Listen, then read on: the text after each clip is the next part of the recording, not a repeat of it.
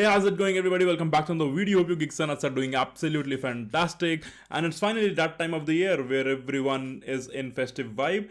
And you know what's come with festive? The festive holiday project. And like every other year, I have also made a new LED lights project. But this time I'm gonna show you how to create one for yourself. Basically, we're gonna be making a LED strip based on NeoPixel. The color you can control over a web page from anywhere in this world. Your friends can play with it. You can do different effects. So let me just move to this screen and show you what I'm gonna be making today. So this is the interface that we're gonna design on the web page, and basically here are a few buttons and a color picker, and this gonna control the LED strip. In this case, it's gonna control the LED star right behind me. So let me quickly show you how this color picker works. So I can select the red color, and the star shows the red color in no time. Let me just turn down the light so you can see it better. So I'm gonna pick the blue color next, so you can do that as well. Or you can also write your own color code in hex. So if I want to do green, I can say 0000FF, that is R0G0 and R0 green full brightness and B0. So this will give me a green color. As you can see, yes, it's working. So yeah, this is gonna be something that we're gonna be making today.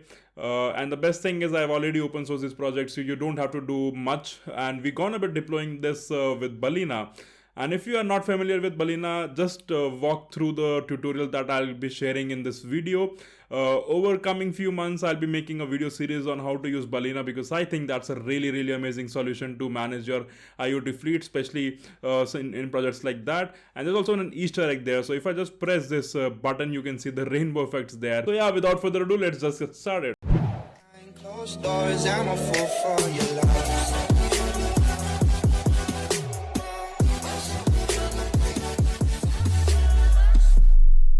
Alright, we are back. So to make this project, you'll need a couple of things. Let me quickly show you by switching to the overhead camera. So the first thing that you'll need is a Raspberry Pi board. I'm using the Raspberry Pi 3B Plus model because that's what I'm having at the moment. But feel free to use any Raspberry Pi, Raspberry Pi 4, Raspberry Pi Zero 2W, anything should work. Then we'll need a LED strip. So this is a special addressable LED strip. This works on one wire protocol, commonly known as a NeoPixel, but it's based around a chipset called WS82XX. So you can find this out on Amazon, on AliExpress, or from Adafruit. There are two versions out there, the 5V version and the 12V version. Make sure to pick the 5V version to make everything, the connection easier. And yeah, so that's pretty much it. So I have connected the LED straight to the Raspberry Pi for this demo, but that's not recommended. I'm gonna show you how you should do that. And yes, you'll need a SD card, 16GB SD card should do. You'll need a power supply for the Pi, and if you want to use the entire strip, that will consume a lot of current. Then you'll also need a power supply for a LED strip. So yeah, these are a couple of things that you're gonna need. Apart from that, you'll also need some software to deploy. So I have made a pretty good GitHub repository where you can see all the software. So let me quickly pull it out. So I'm gonna go to my GitHub repository. All the links you can find in the bio. So this is the repository where I have created the code. So I have shared everything here. Here you can find the connection diagram, how you should connect the NeoPixel to the NeoPixel strip to the Raspberry Pi. Basically, there are a couple of ways depending on how safe you want to go. So you should give it a read and make the connection as possible. One thing I want to mention that since NeoPixel strips require very strict timing to work on, and Raspberry Pi is not a real-time operating system, it doesn't run on real-time operating system. So you need a DMA to work with this, and Raspberry Pi has a built-in DMA, but only few pins support the DMA. So over here you need to connect to the data pin which has the DMA. So everything you can read on this manual. I'll share it to everything in the link below. So yeah, basically that's the code, and as I mentioned that we're gonna deploy it with Balena, and the dashboard we will create on Adafruit IO. Why Balena? Because Balena will make things a lot easier. Everything is containerized and you can manage the entire thing from the Balena cloud. If you want to update it, if you want to change anything, if you want to add anything, So that's what we're gonna do. And if you are not sure about how to work with Balena, then just follow this tutorial for now. Very soon I'll be making a video series on how to work with Balena, how to manage your IoT fleets and different things. So basically on the software side, you'll need two accounts. You'll need one account for the Adafruit IO, which is free. You need another account for Balena, which is also free. So you can actually Google Balena Cloud, and you can go to the Balena Cloud dashboard. Over here you can log in using the Google or GitHub credential. That's the preferred way of login. I always log in with my Google. And yeah, so I am into Balena Cloud dashboard. This is where we'll deploy the fleet of this Raspberry Pi controlling NeoPixel. And over here I am into my Adafruit IO dashboard. So I'll show you how to make everything from scratch. So what we want to do is we want to deploy this code base as a Balena Cloud fleet, and there are a couple of ways to do that. The very first way is to clone this repository using git clone and then push it into Balena Cloud using Balena push, and that requires a Balena CLI. It's a bit tricky for new beginners user, so we're not gonna be doing it that way. Second way is to use this button called deploy with Balena. As soon as you click this button, it will show you the entire dashboard and you can deploy with that. And the third way, which I'm gonna show you today, is to go to hub.balena.io, which is the marketplace of all the IoT fleet applications, and I've also hosted this application there. So you can go to project and you can actually search for my application. This is actually in the front page because I recently submitted. So it's called Holiday Star by G. Ayan Pahwa's organization. That's mine.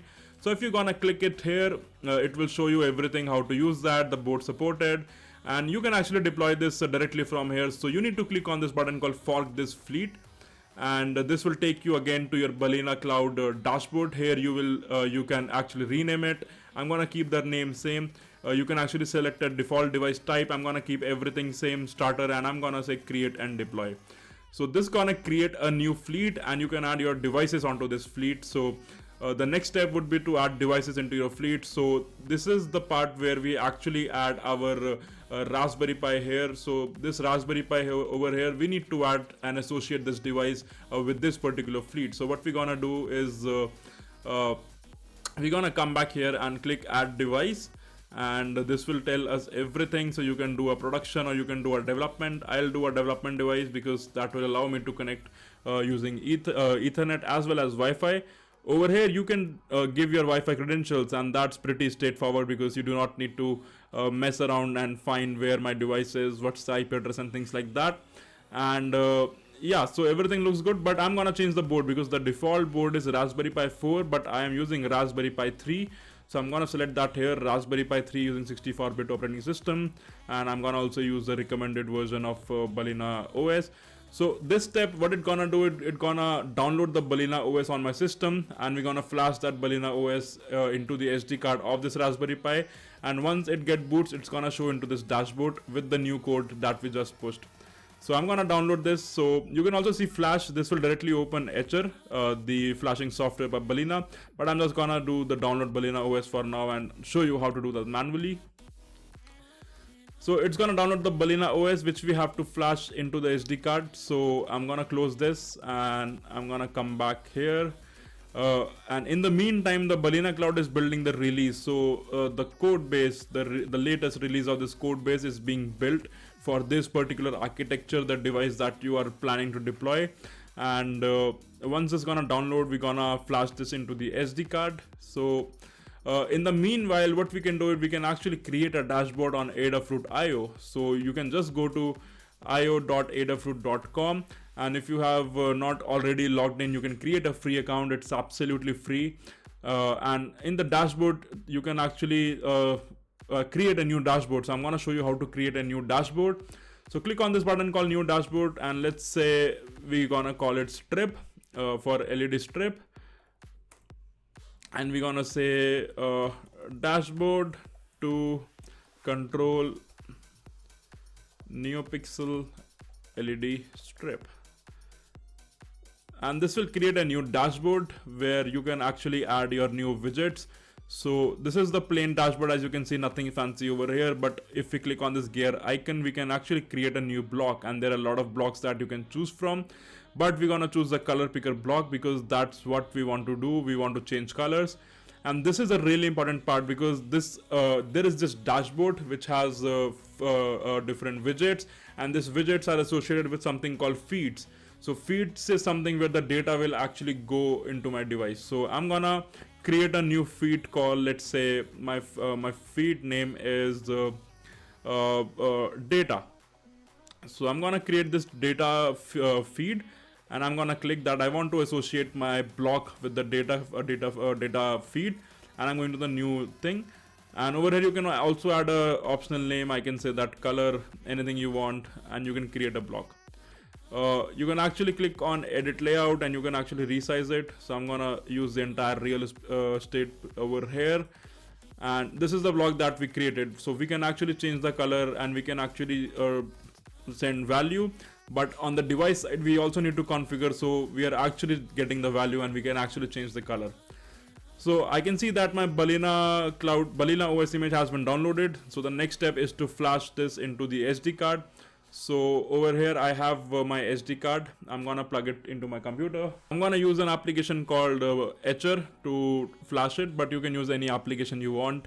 DD is a pretty common application if you are coming from a Linux background, but Etcher is my preferred application. So I'm gonna find that Balena Cloud image. Let me confirm, is that the right one? Yep, looks like it. So I'm gonna select my SD card. Okay, so here is my SD card being detected as mass storage media. I'm gonna select it, and I'm gonna press flash. So you need to enter the password so the OS can actually flash the SD card. And now my Balena OS is being flashed on this SD card. It's pretty quick. In the meanwhile, we can go back and check the status of everything. So my Balena fleet is looking good. I can close this tab. The device is still 0 because we are still flashing the OS, but once we flash, the device should come up here. Alrighty, so the flashing is complete. I can close this. I'm gonna remove the SD card from my computer, and I'm gonna add it to the Raspberry Pi board over here. So you can add the SD card over here. The connections are already solid with the NeoPixel strip, so I'm not gonna disturb that. And I can add my Ethernet cable if I want, and I can also need to give the power to the device, so I'm gonna add this power supply right here. So yeah, once done, the Raspberry Pi board is being booting up with the Balena OS, and this should come pretty quickly to the Balena Cloud dashboard. So we'll wait for that. In the meanwhile, I'm gonna show you a couple of things that you can do in the Adafruit IO. So the way Adafruit IO works is that you create a dashboard, and then you create this new widgets. In this case, we have created a widget called Color Picker, and we associated this widget with something called feed. So the name of the feed over here is data. So this feed is actually going to be sending data over the feed called data. So you can actually see that we have associated this with data. You can actually change it or associate it with more than one at a time, but we're gonna keep it like this because this is really important and we need to use that in the Balena Cloud configuration. So the way this works is whenever you pick a color, the new color will be sent over the MQTT, the message queue telemetry transport protocol, and the device will listen to that. So on the code base that I have created, I'm actually listening for the MQTT message coming to the feed name topic.